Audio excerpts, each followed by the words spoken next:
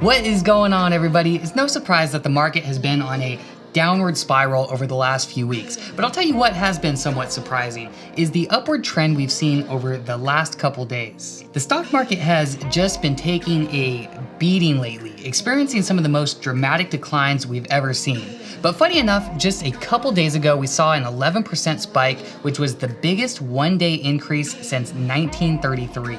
The biggest one-day gain in almost 90 years. I don't think anyone expected that. Now, this rally in the market got a lot of people excited, and mixed with some hopeful claims and some bold actions being taken by the government lately, many people got excited and started putting a considerable amount of money back into the market. Most likely the same people that recently panic sold all their investments just weeks ago. But with this 11% spike, a wave of optimism flooded back into the market. So is this a sign that we've already hit the bottom and that the stock market is starting to recover? Or is this a trap?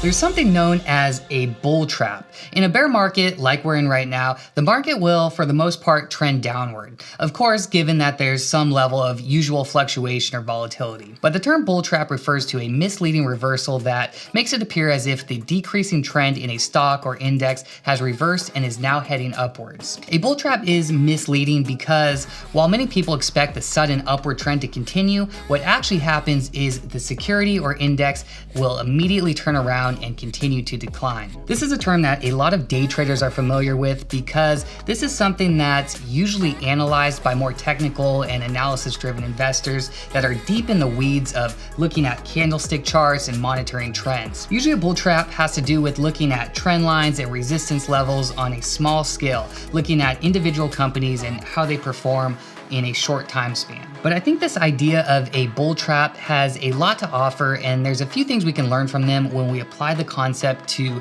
the greater market as a whole. Looking at the Dow Jones, it's been trending downward, right? I think most of us expect and still do expect the market to continue to see a decline. But the quick rebound we've seen the last couple days does not fit the current trend.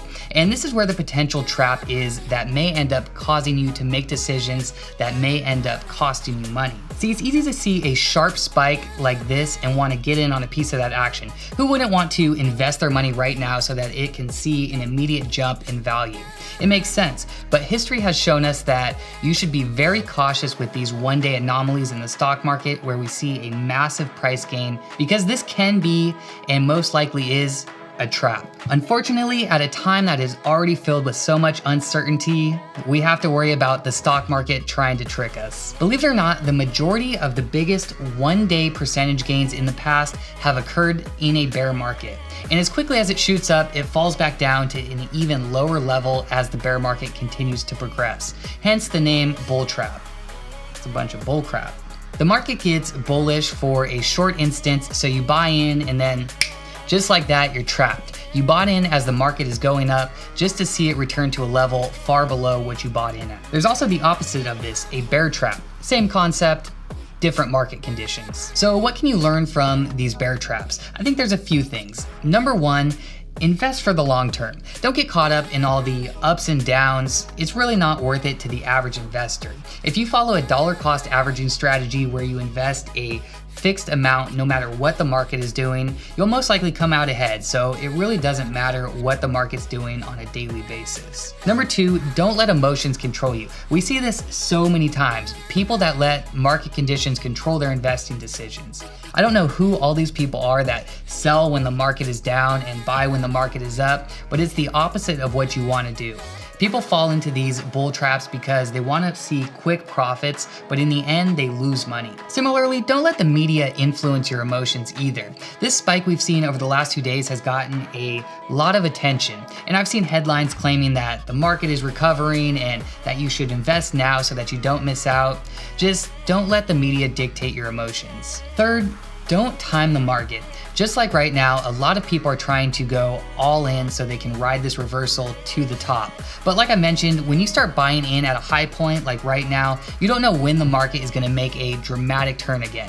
Time and time again, we've seen that trying to time the market in this way is just a losing strategy. All right, folks, don't get stuck in a bull trap. I'm not saying that we're in one, but I'm not saying that we're not in one. You know what I'm saying?